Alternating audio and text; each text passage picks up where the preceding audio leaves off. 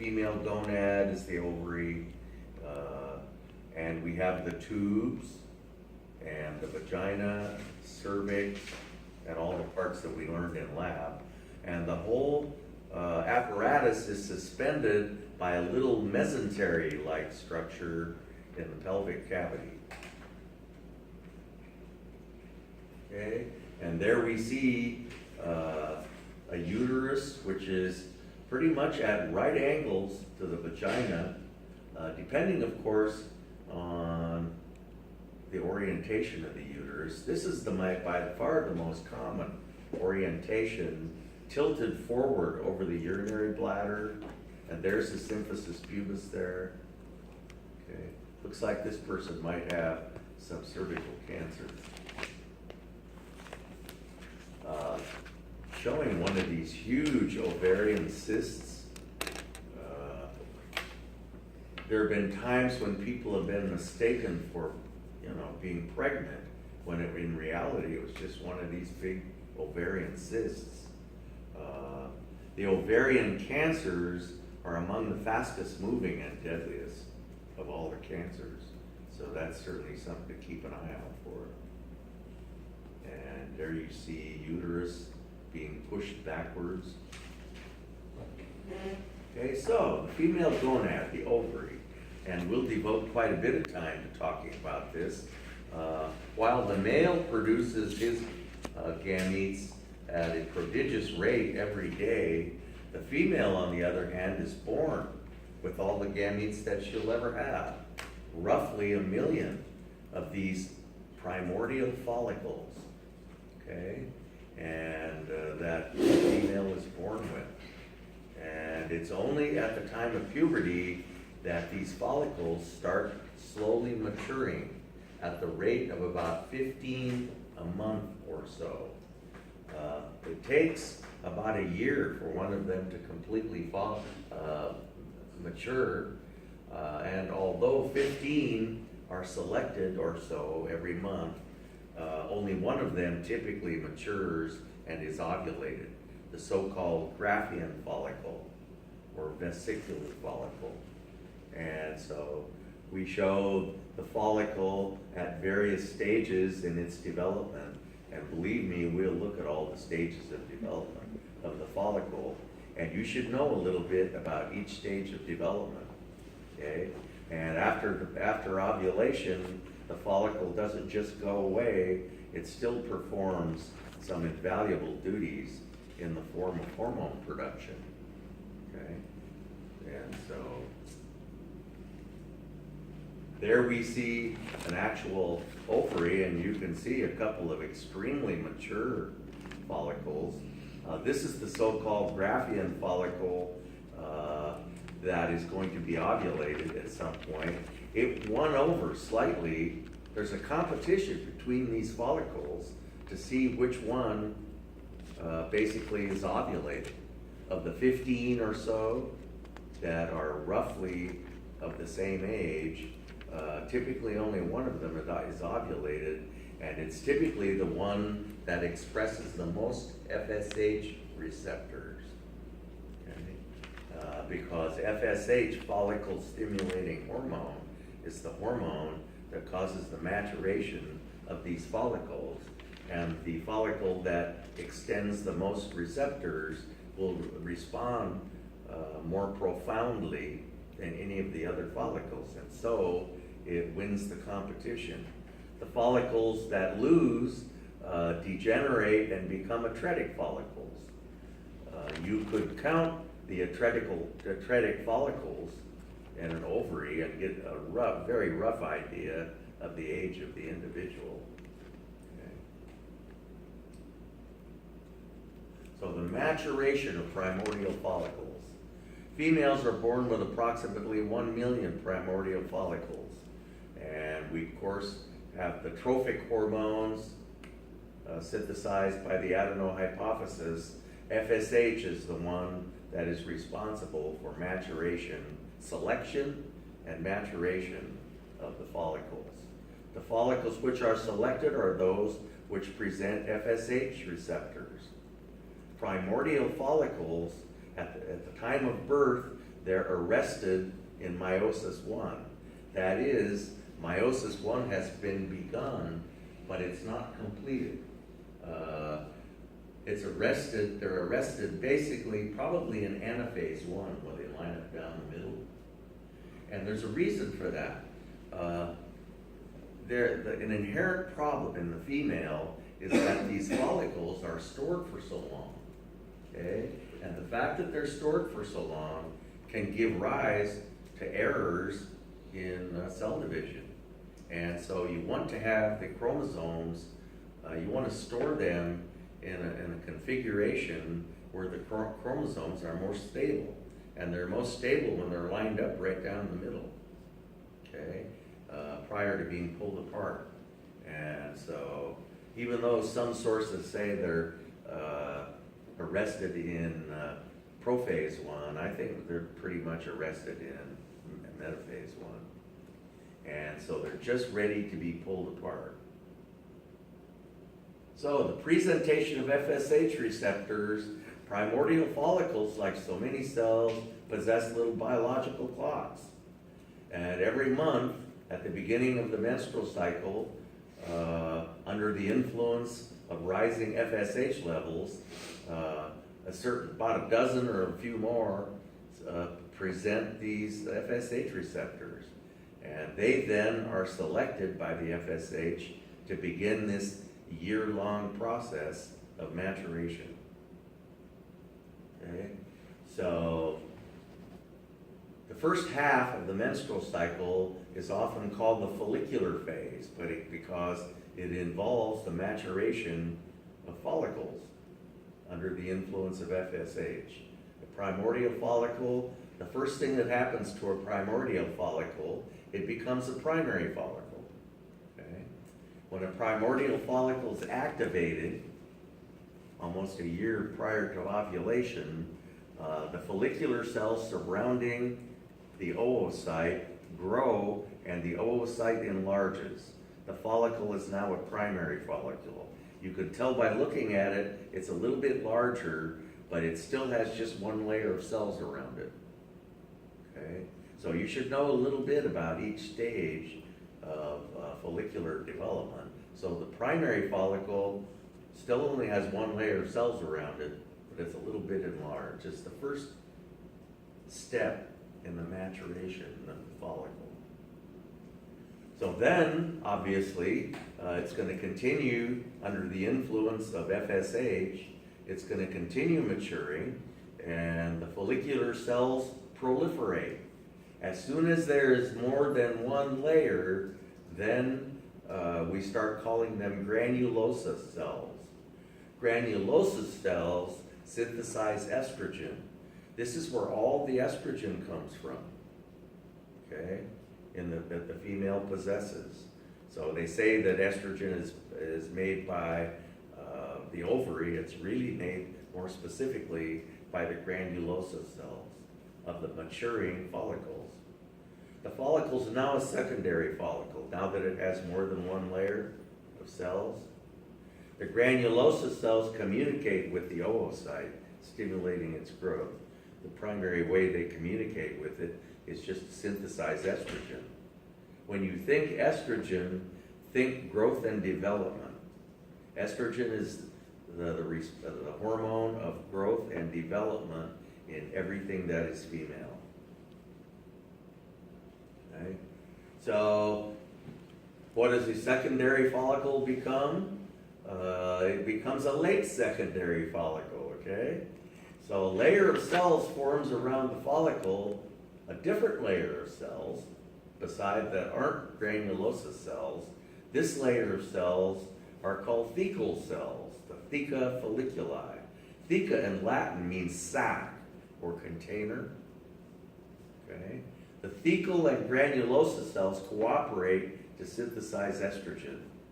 And now we call this a late secondary follicle. The moment we have thecal cells, it's a late secondary follicle. And another thing that goes on in the late secondary follicle is the formation of a very important structure known as the zona pellucida. It's analogous to the shell in an egg, except it's not made out of calcium carbonate, it's made out of an organic substance, okay?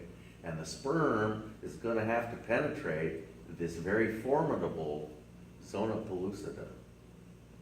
It's important to remember the zona pellucida because it doesn't increase in size, okay? It's a solid structure, and now the oocyte is contained within the zona pellucida. So, a late secondary follicle finally becomes a vesicular or Graafian follicle. Graafian is the old term. It is the Graafian follicle that will ovulate. This is about a year later after the whole thing started. When 67 layers of granulosa cells are present, all of them possessing FSH receptors, the fluid between the granulosa cells coalesces to form a large fluid-filled cavity called the antrum. And the structure is now considerably larger. The antrum continues to expand with fluid. The follicle is now a vesicular follicle. The word vesicular kind of means bladder or sac containing liquid. Okay. As one of the final events of follicle maturation, the oocyte completes meiosis 1 and begins meiosis 2. And meiosis is arrested probably in metaphase 2, where they're lined up down the middle. Okay? So meiosis 1 is completed and meiosis 2 is begun. So meiosis 1 gives rise to 2 cells normally, doesn't it? Okay? Only we don't have room for 2 cells, so the chromosomes that would become the second cell don't become a second cell. They're just bagged up in a little sac, and we call that a polar body. And this polar body, you can see it off to the side, but it's not a new cell. It's just 23 single chromosomes that was a product of meiosis 1. Okay? Once this has occurred, the stage is set for ovulation. The time elapsed between primordial stage and this stage is about 1 year. So this follicle maturation is a long, drawn-out process.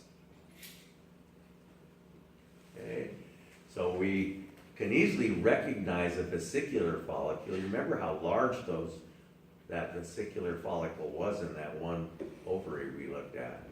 It's completed meiosis 1. The vesicular follicle is the most mature secondary follicle and is the follicle which will be ovulated.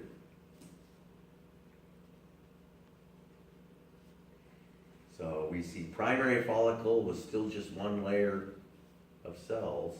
Here we see primordial follicles. The secondary follicle has more than 1 layer of cells, which we now call granulosa cells, and then we got thecal cells around the edge of this, and it's synthesizing quite a bit of estrogen. Here you can clearly distinguish between the granulosa cells and the thecal cells, and you can see the zona pellucida right there. Okay? And so the oocyte will never become any larger because it's encased in the zona pellucida, and we can start to see this fluid coalescing, and ultimately that fluid will be contained in one vesicular structure. This is a late secondary follicle, but it isn't a Graafian follicle yet. Okay. So this is a primary, just got the single layer of cells, pretty much. A bunch of primordial follicles.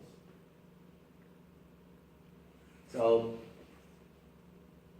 this one is obviously a secondary follicle, and it looks like this is a late secondary follicle, doesn't it? Okay. And we can begin to see a zona pellucida. In fact, it's labeled. So if it's got a zona pellucida, it's a late secondary follicle. Here we see the antrum filled with a very thick, viscous liquid. This thick, viscous liquid will, at the time of ovulation, propel the oocyte out of the ovary and basically into the abyss, which is the abdominal cavity. But remember how the fimbriae are just waiting outside to create this sucking motion that will suck the oocyte up into the tubes. And this ruptured follicle doesn't just go away, it becomes a very important structure called the corpus luteum, which means literally yellow body. And this corpus luteum has about 14 days of life programmed into it, and it continues to synthesize estrogen. And in addition, it begins to synthesize progesterone. The only structure which makes progesterone is the corpus luteum. So the corpus luteum is only made after ovulation, okay, during the second half of the menstrual cycle. Finally, after 14 days, the corpus luteum kind of shrivels up and degenerates and becomes the corpus albicans. Okay. Usually only one follicle matures into a Graafian follicle. The others degenerate into atretic follicles.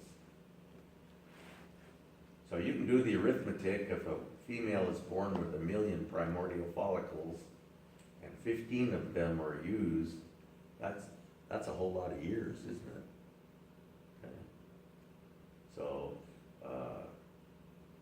menopause is not when the female runs out of follicles. It's just basically when the follicles quit expressing FSH receptors. You know, they have built-in biological clocks, and it's very important that they quit doing that, because the longer that the oocytes are stored, the greater the chance for mistakes to occur during cell division, as we'll learn. So, people who wait until later in life, that because of their career or whatever, to bear children are taking a certain risk for a couple reasons. Number one, fertility greatly decreases, and number two, the chances for genetic errors in meiosis greatly increase past about age 45. And of course, you're getting awfully close to menopause at that age. So, okay, so there's a Graafian follicle, and you can see the oocyte, and there's a zona pellucida in there. And these are the granulosa cells, and these are the thecal cells on the outside, and this is the thick viscous liquid here. Okay, so this is a fully mature vesicular follicle. Okay, and here's a whole bunch of different kind of follicles.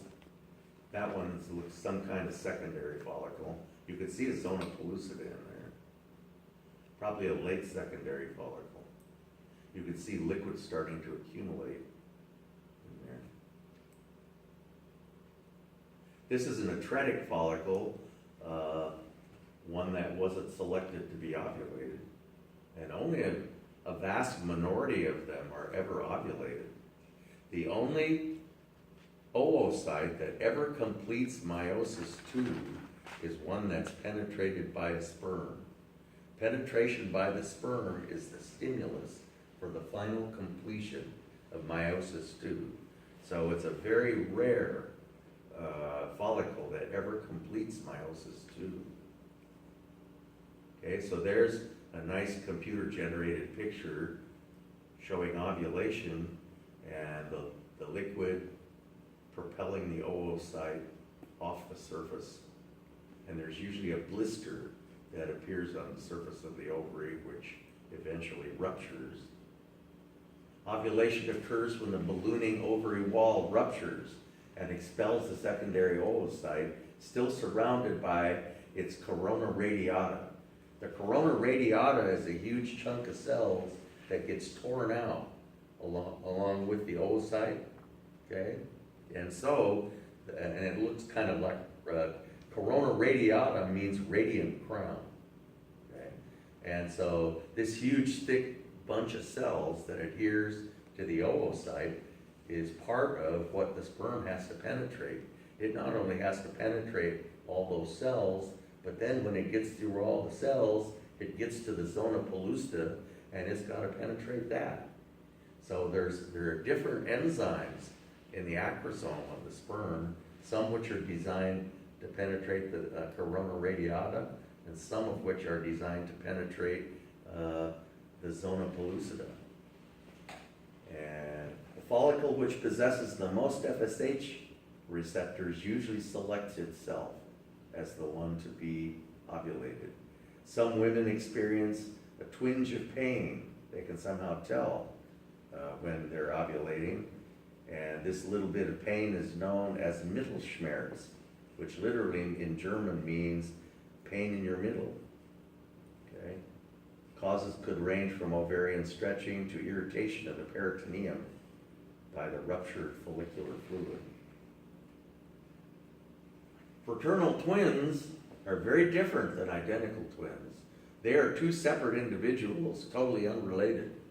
It's like two different births almost, and they result from multiple ovulations. Okay? And as a rule, one follicle outstrips the others and is at its peak maturation at the LH surge. And we haven't talked about the LH surge, but that's the stimulus for ovulation. FSH is a survival factor for vesicular follicles. The follicle with the most FSH receptors becomes the dominant follicle. So there's a competition that's going on between these follicles to see which one is going to be the one to be ovulated.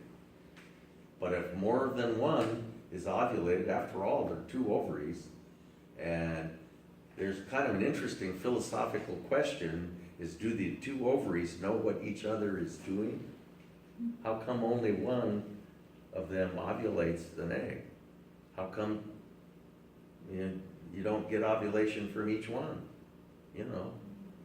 But generally only one seems to ovulate an oocyte. So I've never heard an answer to the question that I've asked so often. Do the two ovaries communicate with each other? There must be some form of communication, chemical communication. Identical twins are a little bit harder to rationalize. They result from a single fertilization of a single egg by a single sperm. You get one cell division and the daughter cells separate. But bear in mind that this is surrounded by this zona pellucida. So if the two cells, you can easily see how the two cells could replicate inside the zona pellucida, but what happens to the zona pellucida?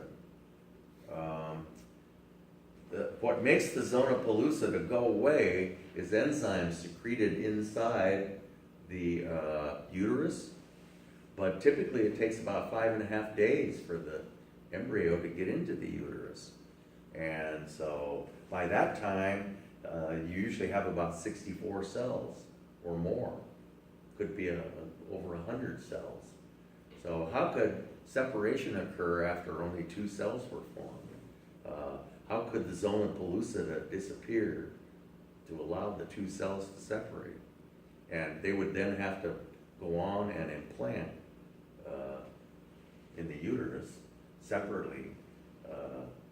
It's a little bit hard to rationalize unless there's somehow they're propelled down the tubes at a really rapid rate and come in contact with those enzymes that dissolve the zona pellucida before there's a whole bunch more cell divisions. Only one cell division. So, of course, fertility drugs, I think what you usually get with fertility drugs is multiple ovulations. And so you have fraternal twins, not identical twins. What's chimerism? The word chimera is a Greek word referring to Greek mythology. Oh, I've heard It's a. I've never heard it used in the context that we're talking about here. Uh, Yeah. Yeah. So here we see, I mean, I'm not saying you're wrong, Tony, I'm just saying I haven't heard of it. yeah. So here we see the egg being ovulated into the abyss, sort of over dramatization. You know? Like, how's that tube gonna ever catch it before it falls? It looks a little more, there's a closer relationship between the fimbriae and the ovary than that. This is a pretty accurate picture, it's a real picture, showing a real ovulation. And we can see the role that the fluid plays to propel the oocyte out of the ruptured follicle. Okay. The oviduct is clearly not just a hollow tube. This has always been one of my favorite pictures. Someone stained this really beautifully. But it's a great picture of the oviduct, and there are teensy little cilia in there that help propel the fertilized egg eventually to the uterus. Okay. After ovulation, the ruptured follicle becomes known as the corpus luteum. The corpus luteum continues to produce the all-important hormone estrogen, and in addition, progesterone. So the only progesterone comes from the corpus luteum. So progesterone is only made during the second half of the menstrual cycle. When you think estrogen, you should think growth and development. When you think progesterone, you should think function. Estrogen is responsible for growth and development of the breasts. It's responsible for the growth and development of the endometrium and the endometrial glands, but neither one of those structures will function without progesterone. Progesterone stimulates the mammary glands to produce milk, and it stimulates the endometrial glands to produce nutrients for the implanted embryo. So after about 14 days, so the corpus luteum is only there for about 14 days, and then it degenerates and quits making its hormones, and the lack of hormonal support results in the sloughing off of the endometrium because it loses that hormonal support, particularly the support from progesterone. So Here we what did you say progesterone is? If estrogen's growth and function, development? yeah. So estrogen causes the growth and development of glandular structures, and progesterone is required for them to function and secrete whatever it is they secrete. Here we see a great picture, if you can figure out what it is. They've sliced through an ovary, and right here, we're slicing through the back half of a ruptured follicle. And see that hole right there? The egg went that way, out through the hole. This is just after ovulation. And so we're slicing through the back half. We're looking at the front half of the inside of the follicle, and there's the hole through which the ovulated oocyte left. So it's kind of a cool picture once you figure it out. Okay, this is what a corpus luteum looks like. And of course, it secretes its hormones into the blood. Those hormones are essential to the continued growth and development of the endometrium. Okay? In the event of a pregnancy, the corpus luteum continues on for about 3 months, because it takes about 3 months for the placenta to kick in and start making hormones. So the embryo, if there is an embryo, it secretes a hormone called human chorionic gonadotropin that tells the corpus luteum not to stop, but to keep on going. Okay? The luteal hormones are required for the maintenance of the endometrium. And the endometrium is the home of the implanted embryo, so it's very important to maintain the endometrium. The endometrium is a pivotal physiological structure during pregnancy. We'll talk all about the endometrium. So here we see, looks like a late secondary follicle and a Graafian follicle and ovulation, corpus luteum, and finally after 14 days, corpus albicans.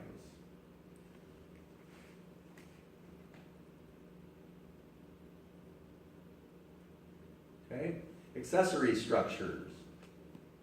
So we're used to looking at, you guys could probably name every one of those structures. At least you could at one time, I know. The external genitalia, known collectively as the vulva, which we talked about in lab. Okay, going through them one by one. Labia majora, derived from the same embryonic tissue as the scrotum, forms the lateral margin of the vulva. The labia minora protect the vaginal opening, basically, derived from the same embryonic tissue as the corpus spongiosum, and they are the medial structures. Just inside the labia minora, we have a region known as the vestibule, which contains the vaginal opening. The clitoris is derived from the same embryonic tissue as the penis. You won't find this picture anywhere. It's like from this 100-year-old book. Although there's similar pictures in Netter, and it actually has a crus, like the penis, that attaches it to the pubic arch, and it has corpora cavernosa inside, and it has a glans just like the penis. The only structure missing is urethra. The vestibular glands are derived from the same embryonic tissue as the bulbourethral glands in the male, and they produce varying amounts of a mucus-like secretion, which is not unlike the mucus-like secretion produced by the male. And you have to, since they're subcutaneous, you have to do a cut, through to actually see them. That's why we couldn't see them on the model. Okay. And we also remember talking about the bulbospongiosus muscle in the male, which is involved with ejaculation. There's a bulbospongiosus muscle in the female whose purpose is not perfectly clear, but one could speculate. And it's in close association to the labia minora, which are analogous to the corpus spongiosum. So, and we see the pudendal arteries there. Okay,